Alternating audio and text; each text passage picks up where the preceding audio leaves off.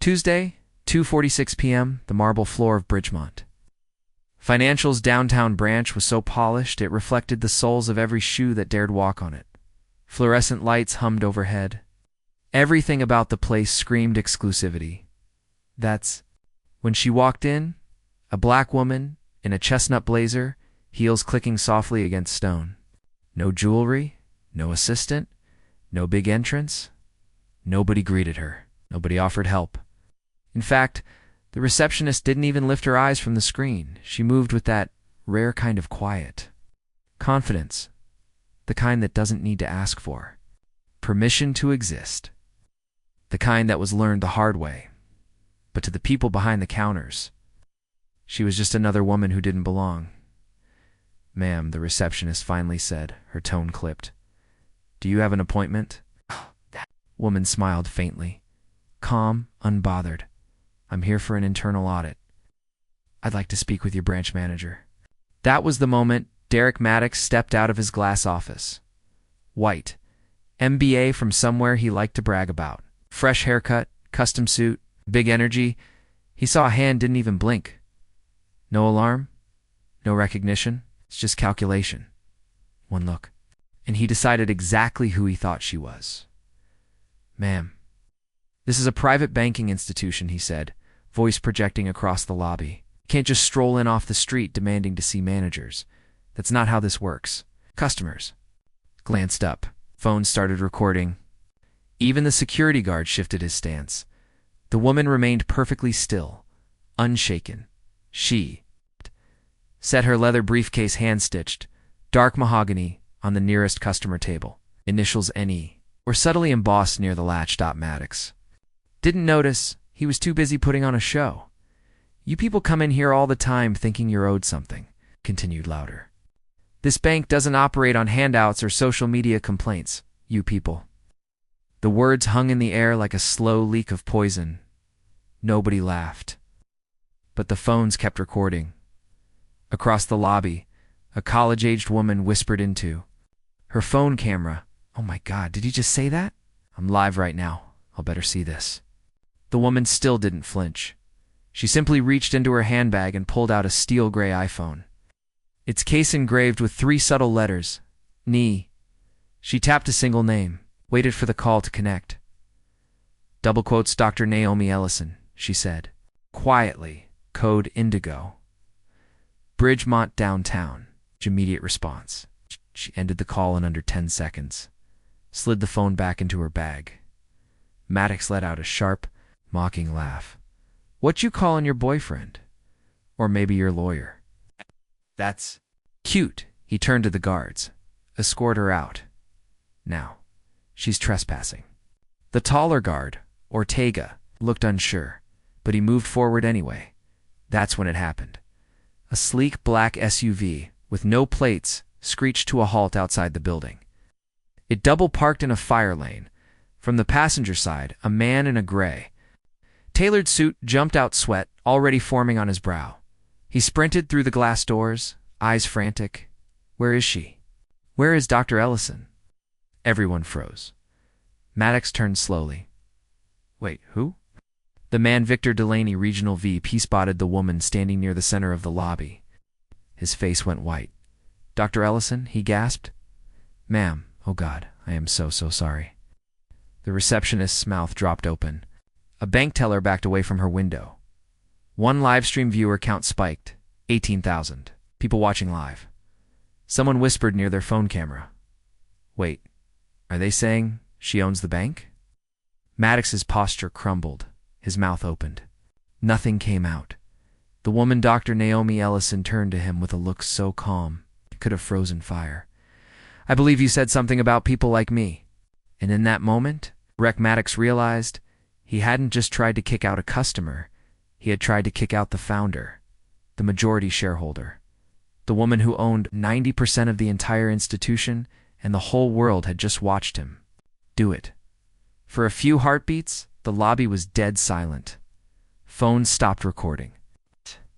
People stopped breathing. Even the elevator chime sounded muted, like it knew better than to interrupt. Derek Maddox stood paralyzed. The name Dr. Naomi Ellison repeated itself inside his skull like a thunderclap. It didn't make sense. Couldn't. There was no way but. Then Victor Delaney turned to face him. "What the hell did you do, Derek?" His voice wasn't raised. It didn't need to be. The fury was quiet, precise like a scalpel. Derek opened his mouth, but his brain was still buffering. "I didn't know who she was," he stammered. "She wouldn't give ID. She had no appointment. She owns the bank," Delaney snapped. "You don't ask the woman who owns the damn building for ID. You ask if she needs coffee." The crowd stirred. Several customers were openly recording. Now, one man whispered into his phone, "Mike, y'all, the manager just got cooked in front of everyone." Naomi didn't raise her voice. She didn't have to. She looked at Derek like someone inspecting damage, not out of anger, but with clinical detachment. Like he was a crack in the marble floor she once picked out herself. "You said people like me come in here all the time?" she asked softly. Derek swallowed hard. His face burned. He'd forgotten she had said nothing back then. She just let the camera roll. And now, every word he uttered was a knife blade against his own throat. "I wasn't trying to be offensive. You succeeded anyway," Naomi said. She turned toward the receptionist. "Please print the access logs for this location. Want to see how long it took for anyone to recognize me?" The woman nodded. "So fast it looked like her neck might snap," Naomi continued. "Also, I'd like to review surveillance footage from the last 30 minutes. And someone please let corporate know I'll be using the executive boardroom upstairs in 10. Delaney snapped out of his haze. "Yes, absolutely. We'll clear the space right away." He turned to Ortega the guard and gave a quick nod. "Escort. Dr. Ellison personally. No one else speaks to her." Ortega nodded. The shame on his face was unmistakable. Naomi didn't move yet. She turned back to the growing crowd. "Let's make something clear," she said, now addressing everyone. "I didn't come here for a spectacle. I came here to check on how my institution treats its clients, especially the ones who don't look like stockholders." A murmur ran through the room, but I got lucky. Today the mask dropped. No disguise, no coded language, just raw bias filmed. Live from multiple angles. Several people looked down at their phones. One live video now had 22,000 viewers and counting. "I've spent 2 decades building Bridgemont from the ground up," Naomi continued. "And what I saw today wasn't just a personal insult. It was a crack in the foundation." She finally turned to leave, but not before she looked Derek in the eye one more time. "You judged me the moment I walked through that door.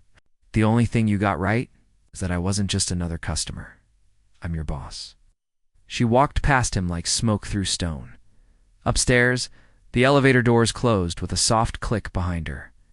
The last thing Derek saw was her reflection. In the chrome walls, composed, unreadable, unstoppable. He stayed frozen, unsure whether to run or pray. The receptionist leaned toward him, voice trembling. "Derek, you really didn't know who she was?" He whispered back, almost choking. "I didn't think someone like her could own this place." The entire lobby heard it, and now it was on 4 different live streams outside. More SUVs pulled up. Inside, Delaney was already preparing the boardroom. He wasn't just scared for Derek, he was scared for the bank, because this wasn't a PR crisis. This was an institutional reckoning, and it had just begun. Upstairs. The elevator panel blinked softly as it climbed toward the executive floor to side. Dr. Naomi Ellison stood in perfect stillness, her fingers lightly interlocked at the front of her blazer, her face unreadable. Not angry, not smug, just focused. Standing next to her, Victor Delaney, the regional VP, dabbed his forehead with a folded handkerchief. Sweat had pooled beneath his collar, despite the aggressive climate control. In the back corner of the elevator was Derek Maddox, now silent, his face pale and motionless, his tie hung crooked. His career as he had known it was dying 1 floor at a time. Next to him, Kayla N. Tran, assistant branch manager, stood stiff as a board. She hadn't said a word since Naomi entered the elevator. Her eyes flicked occasionally toward the older woman she now knew owned. 90% of the company she worked for, nobody spoke. The only sound was the rising ping of each passing floor. 34. 3530-6. The meeting was already in progress when the glass doors opened. 12 executives sat around a polished mahogany table, flipping through quarterly earnings reports. Most of them were men. Ow. Most of them were white, and not one of them was prepared for what walked in next. Delaney cleared his throat. Board members. If a code indigo. The room fell dead silent. Someone dropped a pen. Code indigo was Bridgemont. Its financials internal designation for events with potential legal exposure and executive-level security implications. It had been used twice in the company's history, never for something like this. Chairman Samuel R. Linwood, 71 years old, silver-haired and sharp-eyed, looked up, his brows furrowed. Victor? Is that Dr. Ellison? Naomi stepped forward, offering no handshake, no smile. Good afternoon, she said simply. We have a situation that must be addressed immediately. She walked to the presentation console and connected her personal tablet. Within seconds, the live stream footage from the lobby filled the main screen. The room watched in silence as Derek's voice echoed through the speakers. You people come in here all the time thinking you're owed something. Well, there were audible gasps. The clip continued her calm, his arrogance, the crowd, the phone call, the arrival of Delaney. Every second, captured in perfect HD. Naomi let the video play until the moment she walked toward the elevators. Then she paused it. This happened under our roof, she said. It was witnessed live by over 25,000 people across 3 platforms. It's currently trending on social media under the hashtags #banking, while black and #SheOwnsIt. She clicked to the next slide. It displayed a heat map of media coverage, with national outlets beginning to pick up the story. We are not dealing with a bad interaction, Naomi continued. We are dealing with a systems failure, one rooted in unchecked bias, lack of training, and zero accountability. Delaney finally spoke. Chairman Linwood, we didn't know she was coming. No appointment was made. Naomi cut him off gently, but firmly. I didn't need an appointment to enter a building that I own. She turned to the board. I created Bridgemont Financial to serve communities like the ones I came from. And today I was treated like a threat in my own house. So here's what happens next. She tapped her screen. A new slide appeared titled, The Ellison IA Mandatory Anti-Bias Training for All Customer-Facing Employees. Reviewed quarterly. Bias monitoring. Technology to flag problematic language in real time. Monthly diversity reports from every branch, zero tolerance. Enforcement for discriminatory behavior at all levels. The boardroom was dead quiet. Finally, Chairman D. Linwood spoke. And if we don't approve this, Naomi smiled not unkindly. But with the weight of a woman who didn't need permission anymore, then I call for a shareholder vote. Since I hold 90% of voting stock, I assure you it won't be a long conversation. The legal counsel, Reuben Meyer, leaned over to whisper in Linwood's ear. Linwood nodded and looked at Naomi again. Dr. Ellison, you have the board's full attention and its vote. Naomi nodded once. Then turned her gaze to Derek. Mr. Maddox, you have a choice. He looked up slowly, as if bracing for the final blow. Immediate resignation with standard severance, she said, or termination for cause. No benefits, no references, no silence clause. Derek looked down at the conference table. His hands trembled. I'll resign, he whispered. Accepted, Naomi replied. She turned next to Kayla Tran Ms. Tran, you stood by and said nothing, but you didn't escalate. It tells me you have the capacity to learn. Kayla swallowed hard. You'll complete 6 months of monitored training and serve as part of our diversity leadership track. We'll reassess your role afterward. Thank you, Dr. Ellison, she said softly. Naomi clicked off the screen. I'm not here to destroy people. I'm here to make sure this never happens again. And with that, the room understood exactly what kind of leadership they were witnessing. The kind that doesn't scream. It's the kind that doesn't need permission. The kind that changes systems. Permanently, the atmosphere inside the downtown branch of Bridgemont Financial was almost unrecognizable. Gone were the sterile marble silence and the unspoken layers of exclusion. The front desk now bore a subtle brass plaque engraved with respect starts at the door. Posters lined the lobby wall in English, Spanish, Vietnamese, and Haitian Creole. They weren't promotional ads or glossy stock images. They were clear declarations. We are committed to dignity in every interaction. Bias has no seat at our table. On the left side of the entrance, where Naomi had once been publicly humiliated, stood a newly installed touchscreen kiosk, labeled, "How was your experience today?" And behind the glass office door once occupied by Derek Maddox, now sat Kayla N., newly promoted to interim branch manager. She didn't sit with arrogance or fear. She sat with awareness. Her training had already begun at headquarters. The Ellison Initiative was unfolding at full scale across all 47 Bridgemont branches. Naomi had deployed a three-phase strategy: awareness, accountability, Arcadicore. Every employee, from the regional executives to the newest teller, was required to complete a 40-hour bias awareness training module developed in partnership with two national civil rights organizations. Training wasn't just theoretical. It included real footage from past incidents, including Naomi's own.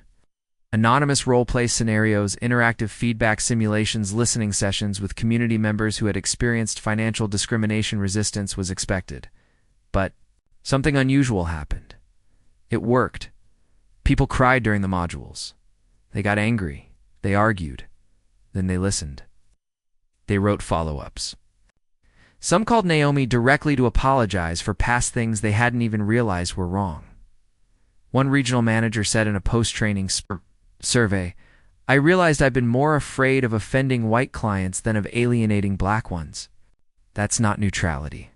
That's cowardice. Naomi didn't stop at education. She installed real-time monitoring tools in every customer-facing station. Conversations were transcribed by AI, scanned for biased language or tone. The system didn't punish, it flagged. Managers were alerted instantly and trained to intervene constructively. For example, if a teller asked a black client for 2 forms of ID, but didn't ask the white client before them, the system detected the disparity and flagged it. Each alert led to a conversation, not a reprimand, unless patterns emerged. Naomi's rule was simple. We don't discipline behavior until we've trained it, but we always acknowledge harm. The algorithm wasn't perfect, but it was evolving. And so were the humans behind it, behind the scenes. Naomi oversaw a complete audit of corporate culture that meant more than policy rewrites. It meant re-examining who got invited to leadership programs, who was overlooked for promotion, which neighborhoods received investment, what language was used in hiring criteria, who had never once been asked what they thought. She launched an anonymous reporting platform, not routed through HR, but directly to an independent ethics board. Within the first 30 days, 74 anonymous submissions came in. Only 3 were hostile. The rest, stories of microaggressions, ignored ideas. Passed over potential. Naomi read every single one. She sent replies. Personally, 1. Month later, the numbers spoke louder than any press release. Customer satisfaction across all branches, up 18% complaint volume. Down 61% new account registrations.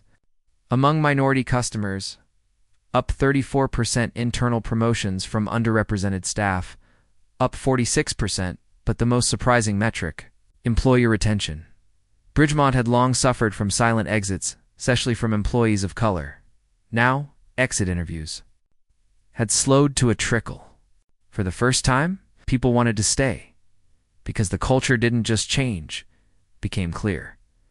One supervisor said it best, "I used to think inclusion was a checkbox. Now I understand it's how we avoid blindness." Meanwhile, Naomi Ellison refused to take a victory lap. She didn't grant interviews. She didn't go viral on talk shows. She focused. Her executive assistant had to remind her to eat some days, but her team, they were watching her lead by example. Victor Delaney once, red-faced in the elevator, now served as head of strategic compliance. He took his bruising as a lesson and stayed to help fix what he once overlooked.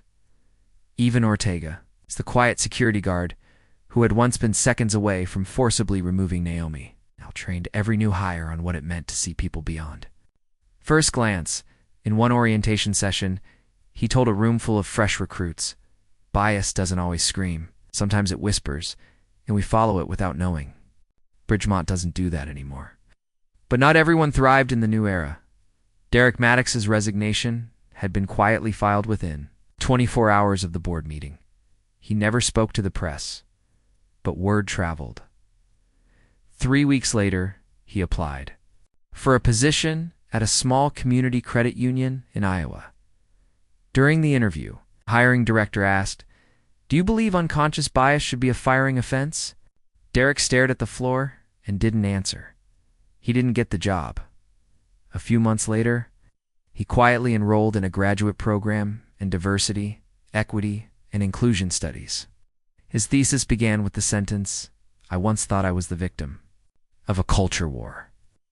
Then I realized I'd been a soldier in the wrong army." Inside Bridgemont's glass walls, Naomi walked the halls without fanfare. She took meetings. She read field reports. She asked her tellers how their mornings were. But one morning, walking past the same branch lobby where it had all started, she paused. A janitor and older Haitian woman named Lisette smiled and said, "Good morning, Dr. Ellison. This place feels different now." Naomi returned the smile. "It should," she replied. "It finally sees everyone who walks in." The transformation at Bridgemont Financial didn't stay confined within its sleek glass walls. What began as a humiliating incident and quickly evolved into institutional reform was now spilling into the broader industry. Competitor banks started to take notice not out of inspiration but out of fear. Naomi Ellison's story had crossed the boundaries of business and entered public consciousness. National news anchors debated it in primetime business podcasts, dissected every detail. Social media was flooded with clips of the lobby confrontation paired with commentary like, "This is how you hold power accountable." The video had surpassed 2 million views across platforms. But the more important number was one. One person, Dr. Naomi Ellison, had managed to move an entire institution without raising her voice, without filing a lawsuit, and without asking for permission. That level of leadership made headlines not for its volume, but for its precision. Industry insiders couldn't ignore the data either. In the 3 months following the incident, Bridgemont's customer acquisition jumped by 31%, with a significant portion coming from communities of color. Minority-owned businesses began switching their accounts en masse, citing trust, transparency, and alignment of values. Shareholders initially nervous about the optics were now openly praising the reforms during quarterly calls. The bank's stock rose 12%. Naomi didn't say a word to the media, but the results spoke volumes. Internally, employees began to shift too. Resistance faded. Engagement soared. In one anonymous staff survey, an employee wrote, "I used to clock and do my job and go home. Now I feel like I'm part of something that matters." Team leads at other branches began competing for the highest bias prevention scores. Internal newsletters spotlighted tellers who successfully de-escalated difficult situations using the new training. It was no longer compliance. It was culture, meanwhile. Naomi quietly expanded the Ellison protocol. She commissioned developers to refine the bias detection algorithm, improving its nuance and ability to detect subtle discrimination in real time. The system, now in its second generation, could distinguish between customer impatience and racially motivated scrutiny. Managers received alerts and coaching tools on how to intervene without escalating or embarrassing staff. The software became so effective that 3 other banks reached out to license it, offering 6-figure agreements just to test pilot the system. Naomi declined. For now, Bridgemont would remain the sole operator. Her message was simple. We don't sell accountability, we model it. And it wasn't just the financial world taking notes. Federal regulators praised Bridgemont's proactive approach. Instead of being slapped with a discrimination investigation, the bank became a case study in compliance best practices. The American Banking Association invited Naomi to present her framework at their annual summit, where she outlined every reform with cold, calculated clarity.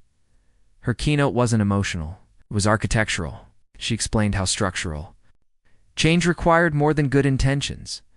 It demanded systems, monitoring consequences, and a willingness to upset comfortable habits. Outside the boardrooms and conference halls, something even more powerful was happening. Bridgemont became a trusted name in underserved neighborhoods. Signage in multiple languages, the friendly, frontline staff, the accountability badges, and the visible diversity on the walls, it all sent a message. This wasn't just a place to store money. It was a place where people were seen. Community partners who had once felt ignored now found themselves invited to round tables. The mayor's office officially named Bridgemont the preferred banking partner for the city's minority business development initiative. And Naomi personally oversaw the creation of a $5 million loan fund dedicated to first-time entrepreneurs of color. 12 startups were funded in the first quarter alone. One of them, a mother-son duo opening a small Ethiopian cafe, sent Naomi a handwritten thank you card. It read, "Other banks wanted to see our balance sheets. Yours wanted to see our potential." Back at the downtown branch, the ripple effects were just as clear. Monthly reports showed complaint rates down over 60%, while confidence among staff in handling discrimination-related situations rose by more than 40%. Rodriguez, the longtime security guard who once nearly escorted Naomi out, had now become one of the protocol's strongest advocates. He led bias recognition workshops for new hires, often starting with a quiet confession. "I've seen discrimination happen dozens of times. This is the first time I've been trained to stop it before it spreads." The AI system flagged minor incidents that month. In both cases, employees were coached, customers received follow-up service, and no complaints were escalated. Could have been lawsuits turned into learning moments. What used to fester now surfaced and was healed. Naomi reviewed these reports without fanfare. She never once posted a LinkedIn update bragging about metrics. She didn't pose for press, photos, or retweet viral praise. She just worked day in, day out, like someone still trying to prove something. But the people around her knew better. They understood now that this wasn't damage control. This was legacy work. Across the bank's 47 branches, the message had landed. This is what leadership looks like when it stops performing and starts transforming. Other institutions began to copy her model. Some tried to rename it. Others added flashy features. But customers could tell the difference between a trend and a commitment. And Bridgemont's commitment was visible in every detail. From the new customer intake scripts to the updated manager evaluation rubrics. In a quarterly leadership meeting, one executive put it bluntly, "We're not doing this because it's politically correct. We're doing it because the cost of doing nothing is finally visible." In the press, the story had faded from headline news, but its impact lived on. The original live stream from the lobby was still circulating. Community colleges were using it in ethics classes. Diversity officers played it during executive trainings. It was no longer just a viral clip. It had become a mirror and a challenge. And for those still trying to figure out what happened that day in the lobby, the answer was simple. One woman walked into a bank where she was told she didn't belong. Then she reminded the world that she owned it. 6 weeks after the confrontation, the downtown branch of Bridgemont Financial felt like an entirely different place. The same polished floors and elegant chandeliers remained, but the energy had shifted. You could feel it the moment you stepped in. It wasn't just about the posters on the walls or the new training materials on desks. It was in the way people looked up and smiled when customers walked through the doors. In the way conversations started with warmth instead of suspicion. At the front desk sat Maria Gonzalez, the new branch manager. She was promoted from a suburban branch after 15 years of service. Calm, efficient, and deeply respected. She had built a reputation on inclusive customer care long before it became company policy. Now she led the very branch where Dr. Naomi Ellison had once been dismissed, underestimated, and nearly forced out.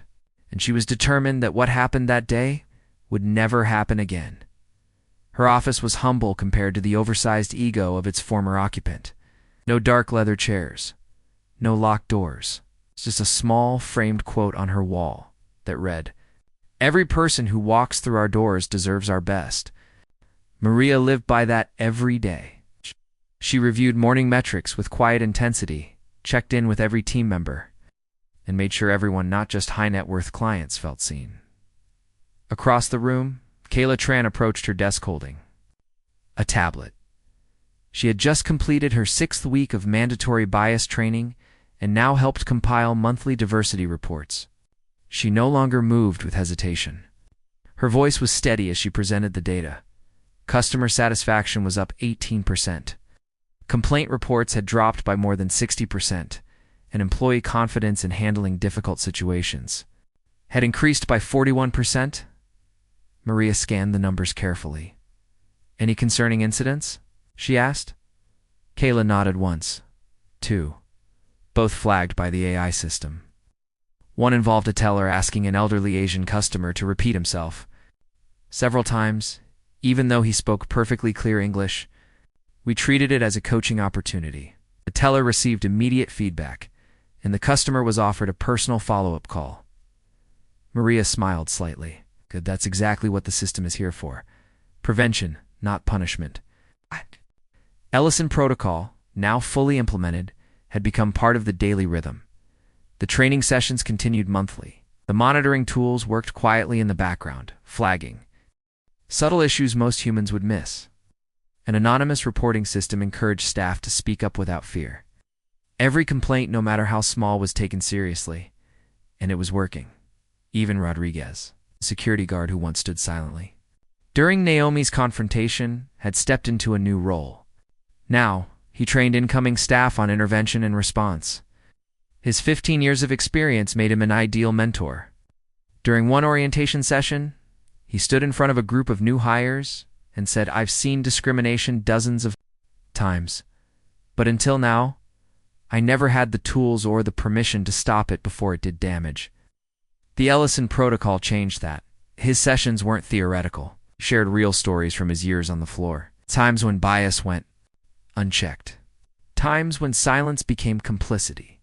Now, silence wasn't an option. The new hires listened, took notes, and asked questions. For the first time, they weren't just learning how to protect a building, they were learning how to protect people. The system wasn't just technical, it was cultural, and that's what made it sustainable. Every customer interaction was now shaped by intentionality. Small phrases were updated, scripts were revised. Even the way tellers greeted customers had changed. Gone were the assumptions. In their place, curiosity, professionalism, and patience. And when missteps happened, as they inevitably would, they were met with transparency and correction, not cover-ups. The results were staggering.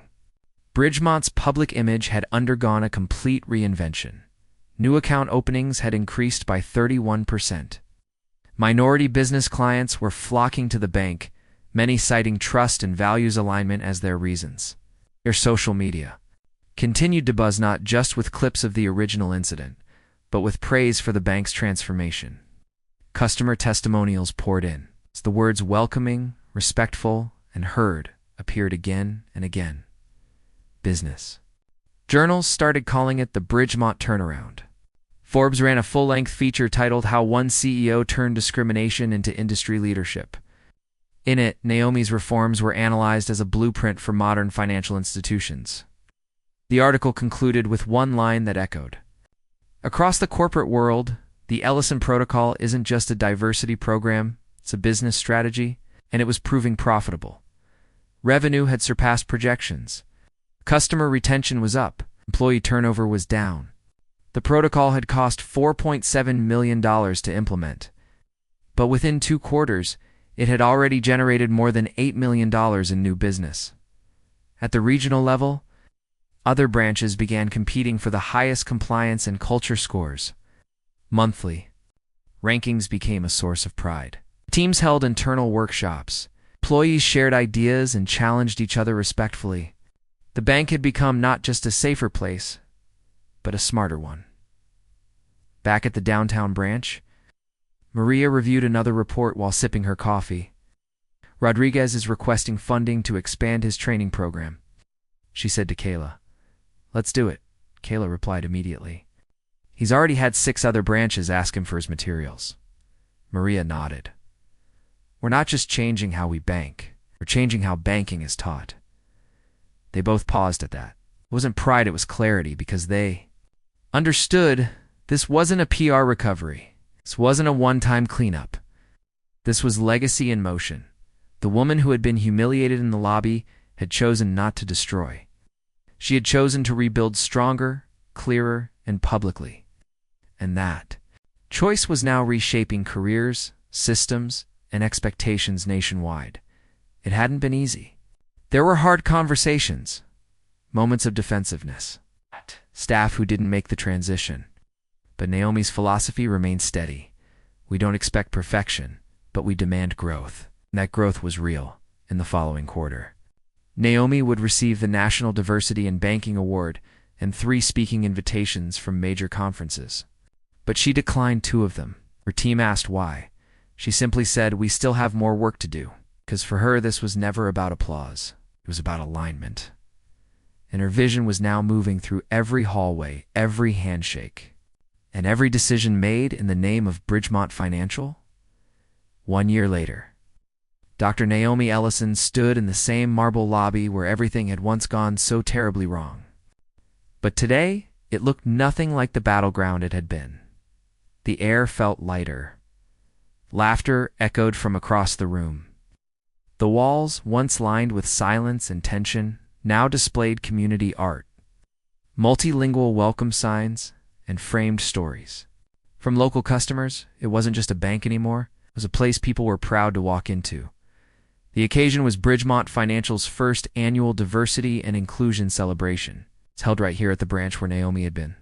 Dismissed, profiled, and nearly dragged out in front of dozens of witnesses. That memory had once burned in her chest. But today, it had become fuel for something greater.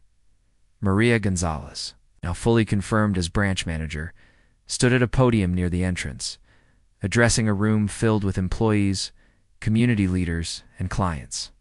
Her voice was calm but proud as she announced the branch's recent achievements, the highest customer satisfaction scores in Bridgemont's history, 0 reported discrimination complaints in the last 12 months, and a 34% increase in minority business accounts.